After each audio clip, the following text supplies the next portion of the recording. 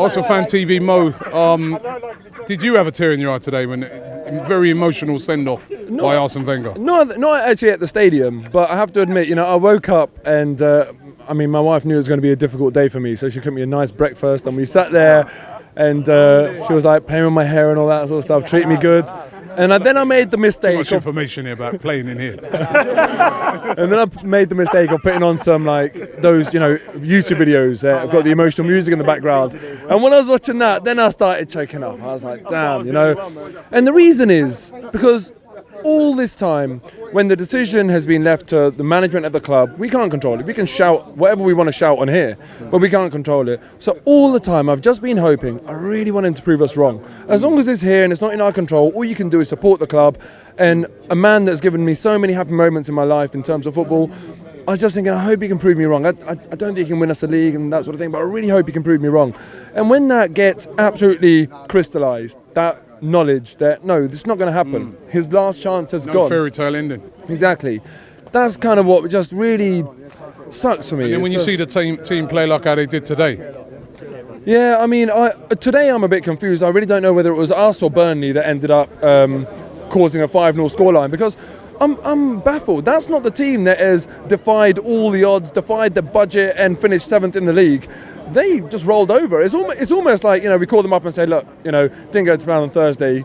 Do you mind just rolling over? And they said yes, sort of thing. I'm very surprised, because had they won today, then we've got 2 away games and they can see our away record. They would have been really fancying finishing above us. And how embarrassing would that have been?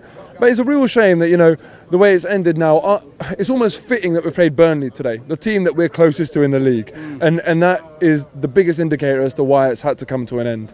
But, at least we won 5-0. He kept a clean sheet and lovely attacking Wengerball that we all like to see. Who should the new guy be, Mo? Yeah, we all know who that is. We all know who we want. It seems like the vast majority of Arsenal fans want Allegri. Right, who do you think we'll get?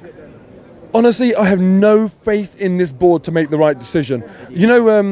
Ivan Gazidis in his press conference, he said, we've got football people on the board. He referred to himself as a football guy. Look, you might be a football guy in the MLS, but David Dean. I don't trust this board to make the right decision.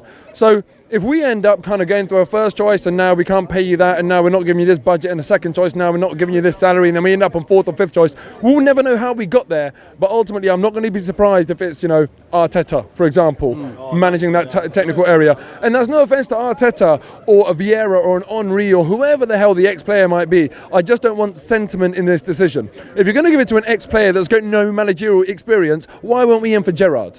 The only reason is because the ex-players we're talking about played for Arsenal. That is not enough of a CV to get the Arsenal manager job, to say, I played for Arsenal.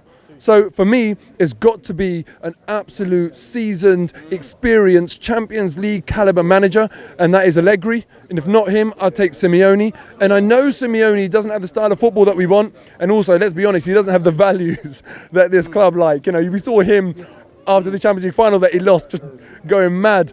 He was on the pitch before the full-time whistle was out, I think. And, that's not the way Arsenal carry themselves. So I don't think it'll be him, but this is my top 3. And then after him, it'll be Sarri.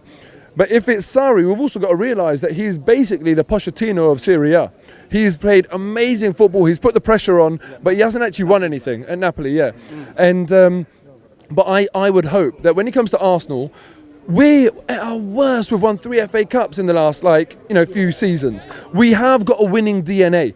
And one thing I would like to say is Arsene Wenger has actually brought that back amongst a whole load of, embarrassment in terms of some of the defeats and all that sort of stuff. He has brought that back. We went through the barren years with no money and it was always going to be difficult.